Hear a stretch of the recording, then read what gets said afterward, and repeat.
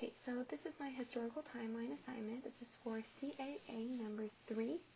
And throughout this PowerPoint, I'm going to be briefly talking about the historical events that have helped shape English language learner education and the court cases and laws that have been put in place to adequately provide equal education for those who may be learning English as a second language. So right here, this is just going to be Brown v. Board of Education. So this was a court case that was decided in 1954. And throughout Brown v. Board of Education, this court case overturned the very known court case of Plessy v. Ferguson, and it declared that segregation in public schools was unconstitutional. So not only in schools, but in other public facilities, separate but equal had no place. The governor of California actually quoted, in the field of public education, the doctrine of separate but equal has no place. So this was something that he strongly believed in, and he also believed that segregated schools are inherently just unequal. Lots of people argued that this separate but equal violated the 14th Amendment because it deprived people of equal protection.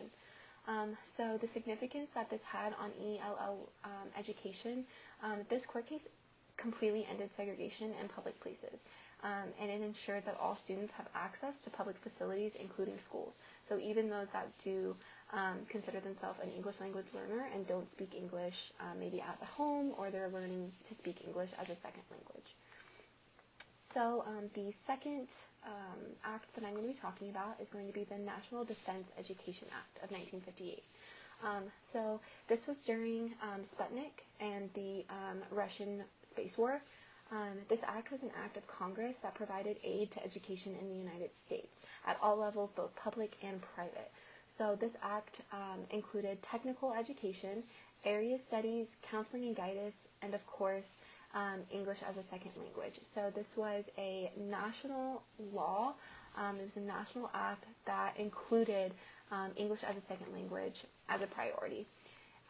This primarily instituted to stimulate the advancement of education in science, math, and modern foreign languages. So again, English language learners have a national program that is there to help them. So the significance, again, this was a huge step in education because it required schools to include areas such as English as a second language. This was done at a federal level, and so it was federally monitored, basically. The third event that I'm going to be talking about is the Civil Rights Act of 1964. So again, this act completely prohibited discrimination based on race, sex, and national origin.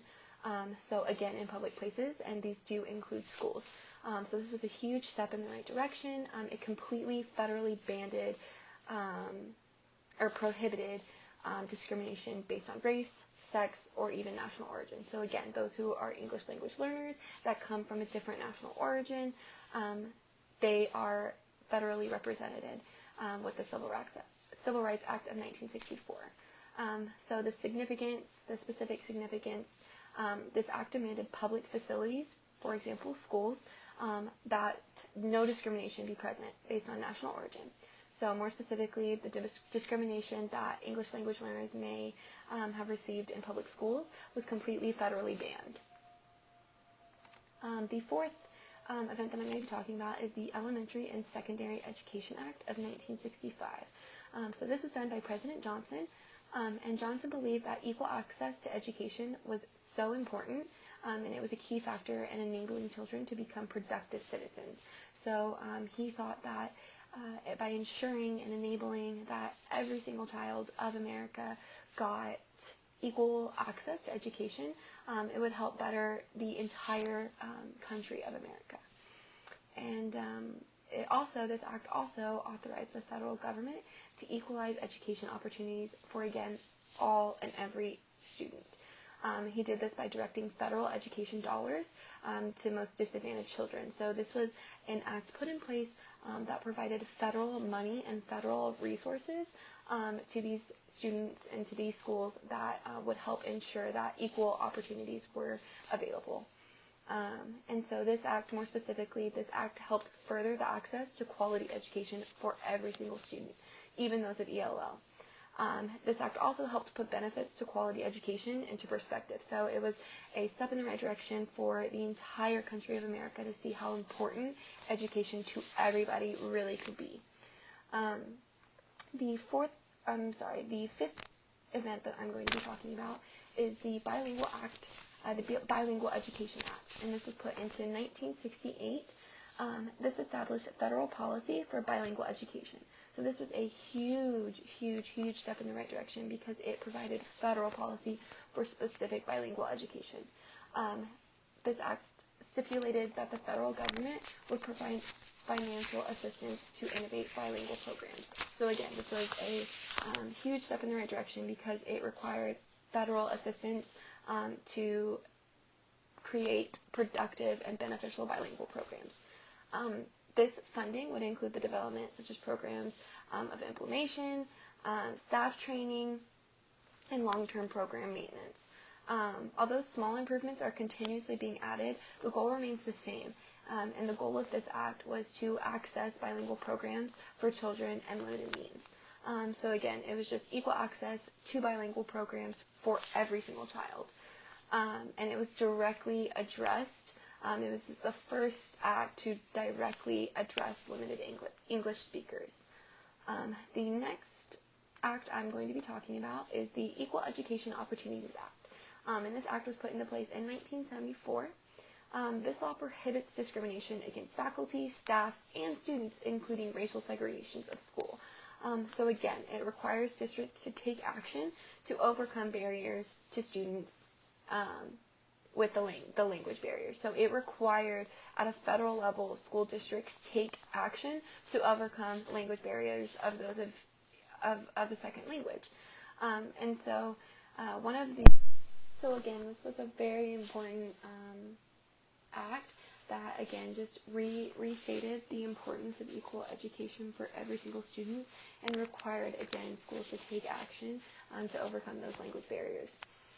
So the significance of this one would be that this was one of the very first acts to demand schools to take action.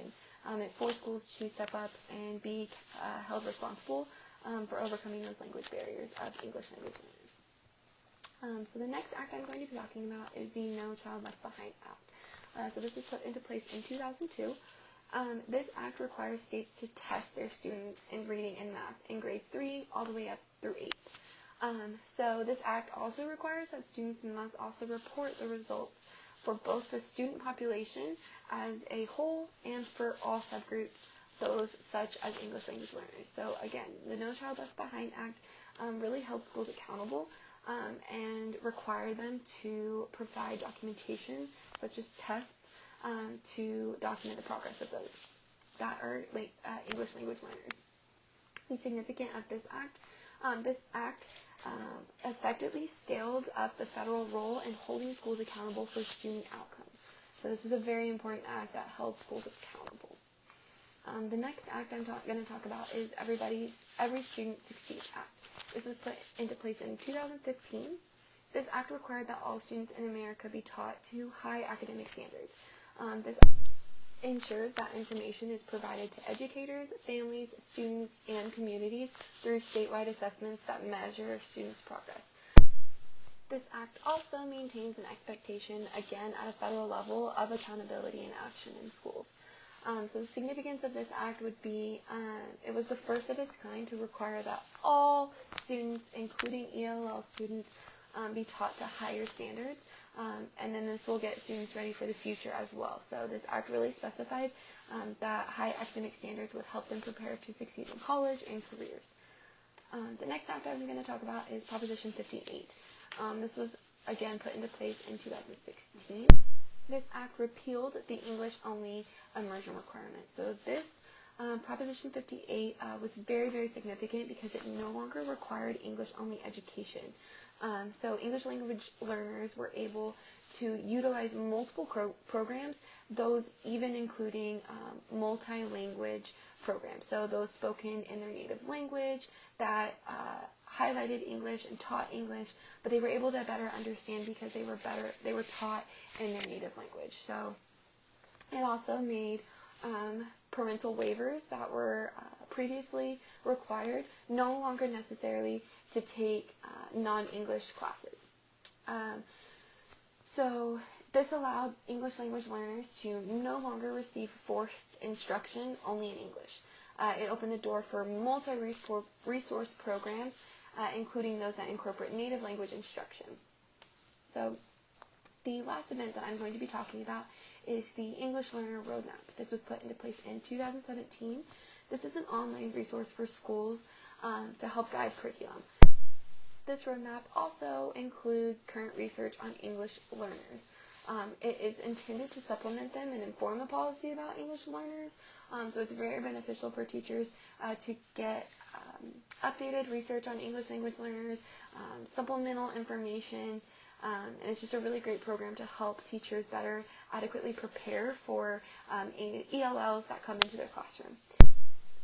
The English Learner Roadmap that was put into place in 2017 was a huge step in the right direction because it provides ongoing and current research about English learners. It also provided educators with multiple resources to help better adequately inform and educate those of English language learners. So again, it was a very, very important step in the right direction for ELLs. It just helps teachers better understand the best way to help them and the best type of education to provide for them.